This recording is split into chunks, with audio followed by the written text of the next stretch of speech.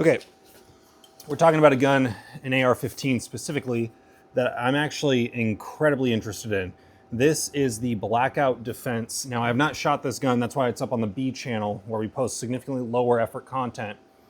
This is the Blackout Defense Quantum DTL, and this is the one that just recently got the newest update with the adjustable gas block. There are a lot of features on this gun that seem incredibly neat that I'm very excited to test out whether or not they actually matter and whether they actually translate to a more accurate, better shooting experience. Now, AR-15s generally are not the most exciting gun to review, right? You can really only skin a cat so many ways before it starts to just become like, who actually cares? It's another AR-15. It's expensive. It's budget. It's mid-range. At the end of the day, it shoots 5.56, and most of them nowadays are shooting acceptably when it comes to accuracy, and the gassing and recoil impulse is going to be tuned in a certain way, right? Well, there's a few things that I really like about the Blackout Defense. And the main reason that I'm actually reviewing this gun is because on my main channel, I made a video talking about the Radian Model 1, which was a fully ambi lower receiver with an upper receiver and rifle system that was just phenomenal. In my opinion, the Radian is a great gun. And unprompted, without asking for you guys to mention any specific company, the comments were flooded with basically everyone saying, hey, you should get your hands on a Blackout Defense rifle. To the point where I actually reached out to them because I said, hey, I don't know if you guys know who I am or even care at all, but I've got a crazy amount of comments saying that I need to get my hands on one of your guns, which doesn't really happen very often. Usually I see something, I'm interested in it, I either purchase it or I reach out to the companies to see if they'll send it, and then I'll review it, right? But this was one of the first times where I just was inundated with people requesting it. So, a couple of features. Well, one, it seems just like it's very, very well built. They come from the aerospace industry, which I think is really cool when companies come from outside the firearms space and bring in new ideas and new machining standards, because it's cool. They are working on systems that are significantly more complicated with ideas and machining requirements that are just way beyond what is typically seen in the firearms industry.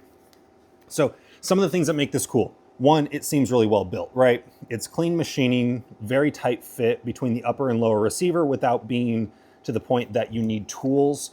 A lot of times when a upper and lower is fit very tight, you end up finding that you need tools to remove the pins, but these still pop out without any tools needed at all. And I think that's very indicative of tight tolerance of manufacturing with proper clearances and proper specs being adhered to. That's really cool. They got a couple things staked, a couple things pinned, and then marked, showing that it was in fact pinned and staked in the proper position. It's got a 45-degree ambi safety, an ambi magazine release, an extended bolt catch, just the standard features that you would typically see. It's got an ambi bolt drop that allows you to drop the bolt. It does not have an ambi bolt lock, but if this gun is as good as I think it's going to be, I'm not going to need to clear a malfunction under any sort of speed. So we will see.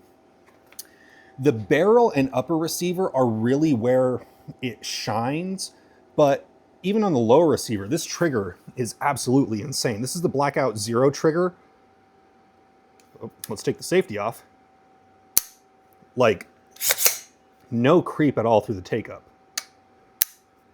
Like, that is wicked short, but it's positive audibly, and you can feel it in your finger.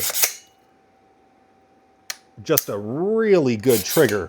And I don't think they're crazy expensive either. They're in the ballpark of Geisley or some of the higher end Rise Armament or Hyperfire. So it's affordably priced when it comes to high-end triggers. It's in the ballpark of what's expected for a very high-end trigger, and it feels fantastic. I think you can get those separately. I don't think they're on back order anymore. I think when I've looked online, you could just order them. So those triggers seem nice. The upper is really where it shines. The upper receiver has some sort of tapered system with the way that the barrel locks up that provides more even pressure from the barrel nut onto the upper receiver, preventing hot spots, which in theory is going to create a more consistent force applied more evenly, which is supposed to help with accuracy. I'm saying supposed to because I haven't tested this. Then the barrel itself has these really interesting grooves cut into it concentrically around basically the whole barrel. And what that's supposed to do is what they claim, when the barrel heats up and expands, it expands evenly and more tightly around the actual bore instead of causing some sort of curvature. And if you've got some curvature, that's totally fine. Use it to your advantage. But when it comes to an AR-15 barrel, having a straight shaft, from what I hear, is very important. The barrel is also like cryogenically treated, so they like take it down to some crazy cold temperature over a long period of time, and then over a long period of time warm it back up to room temp. I don't really know the science behind that. I was a biology major, not a physicist, and not a mechanical engineer, so that seems neat. But all those features seem neat. And from what I've seen online from testing, they do produce a phenomenally accurate barrel, but is it worth it? I don't know. Now, a lot of people are initially going to hear me talking about this kind of proprietary barrel nut and lockup system. Don't worry. If you shoot out the barrel, which most gun owners will never do, if you fired one round in the last year, you fired more ammunition than most gun owners did last year. So if you ever manage to shoot out the barrel nut is reversible so that you could use a standard mil-spec barrel with this upper. And that's pretty freaking neat because it allows you to continue to get life out of the rest of the gun if you shoot out the barrel and for some reason Blackout Defense is no longer in the business and you can't find replacement parts. The gas system is click adjustable with this knob here that doesn't require tools, which is supposed to solve the main problems that I have with most adjustable gas blocks. Most adjustable gas blocks will either be difficult to adjust to specific points on the fly, or they will be prone to locking up if you shoot a lot. This is supposed to solve both of those problems, and it allows you to more freely and on the fly tune your gas system, which on some of my guns that are more hyper optimized like gamer guns, I can make adjustments on it, but it's more of a set it and forget it kind of thing. So on my zero recoil AR build that I have, the gas block is adjustable, but I basically tune it to run 5.56 perfectly. And then if I shoot a really soft 223 load, it might not lock open on the last round. It always cycles, but it might not lock open on the last round if I shoot really soft ammo out of it. But I mostly shoot full power 5.56, 55 grain, so I never really have that issue. This, I could just make a quick, if I'm shooting some really soft ammo, open it up a few clicks, and it would probably be fine. And then I could torque it back down just a few clicks when I'm shooting hot ammo back and forth. This is a 13.9 inch pinned and weld barrel with their Chemo compatible muzzle device, which I know Chemo gets a lot of hate from the suppressor boys lately. But if I had to guess, if you had to use a Chemo device and didn't want to get baffle strikes, I imagine that Blackout Defense is probably making one of the better mounts that's more consistent with its lockup than any of the other ones on the market. That's all speculative. I don't exactly know that for sure, but this is very neat. It's very good looking. You can build these to spec or just pick them up from a gun store. If you're in California, I know Covert is one of the few places in California that you can pick these up from. And I think they're looking to expand their dealer network. But if you order it online, you can choose whatever you want. When it comes to picking them up in store, I think they only offer fixed magazine setups. But if you go online, you can get featureless. They come with this Juggernaut grip on it.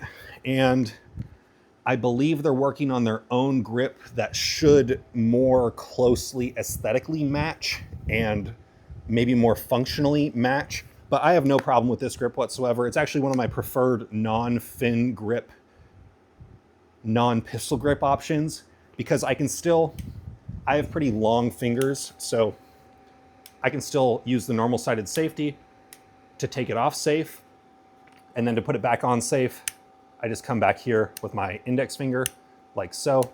So I can take it off with my thumb and then I shoot. And then if I want to put it back on safe, I just take my trigger finger off, like that, or come back up here. So I think that works pretty well. All in all, I'm going to be doing some crazy accuracy testing with this. I got a variety of Black Hills ammunition and a variety of other match grade ammunition. I'm going to put a much higher power scope on this gun when I initially shoot it, just to get some accuracy testing done, because what I'm really interested in doing with this is getting it zeroed, shooting a group, shooting a couple groups with different ammo, and then getting the gun really, really hot, and then shooting groups again to see if all of these features that are supposed to improve accuracy when it gets warm actually translate into something that matters. Now, I'm not the biggest group shooter. I'm not the best group shooter. And I don't have the best group shooting setup, but we will see what sort of practical accuracy we can get out of this. I'm really excited to shoot this. I haven't been really excited to shoot an AR for review in a long time. The closest I got to that was when I shot the Radian, just because it was such a nice gun that shooting it just felt really good. And I think that I'm going to have a similar experience with this. Obviously, I got a little bias because, everyone told me that this was the greatest thing since sliced bread. And I think it comes at a price that's even lower than the Radian, which if it performs as good or better than the Radian, I think that this is going to be an absolute knockout of a gun. And I think that it could end up being my go-to home defense AR. I'd slap a light on this, take the magnifier off when it's in home defense duty, and then just put the magnifier back on if I'm shooting out at the range and want to get a little bit more accuracy to it. Currently, I have a Aimpoint H2 with a flip to center 3x magnifier from Vortex on a Unity mount, and I really do like this. I run it on a couple other guns that I have the tall mounts. Tall mounts, I know, get some hate online, but I think they're comfortable for me when it comes to just shooting up close and fast. I find that I can still get a good connection to the gun that's durable and consistent with the tall mount, but I'm not using tall mounts on everything that I'm shooting nowadays because I do like to get a little lower if possible. But for this, I think this is a really nice setup. I'm really looking forward to testing it. If you have questions or things that you want me to test when it comes to this gun, let me know. I'm not really going to do any torture testing. I'm just going to shoot it like I do all my ARs. I'm going to get it smoking hot, and I'm going to see if it lasts. I'm probably going to shoot about 600 to 800 rounds per session over a couple different range sessions with this gun before I put out a review. Try to get the round count up to 2,000 or 2,500 before I put out my final thoughts on it. But just the initial impressions are very positive. It's just clearly very well made and put together. How it performs, whether it's worth it, will ultimately be the real question here. But just looking at it, I can tell that this is a well-made firearm, and I'm really, really looking forward to shooting this thing. It's got all the right things, all the right specs, some very unique things when it comes to the design and manufacturing process. But the real question is, do those things actually translate into something that matters for me, and would it matter to you? So drop a comment if you have any comments. Let me know what you think. Thank you.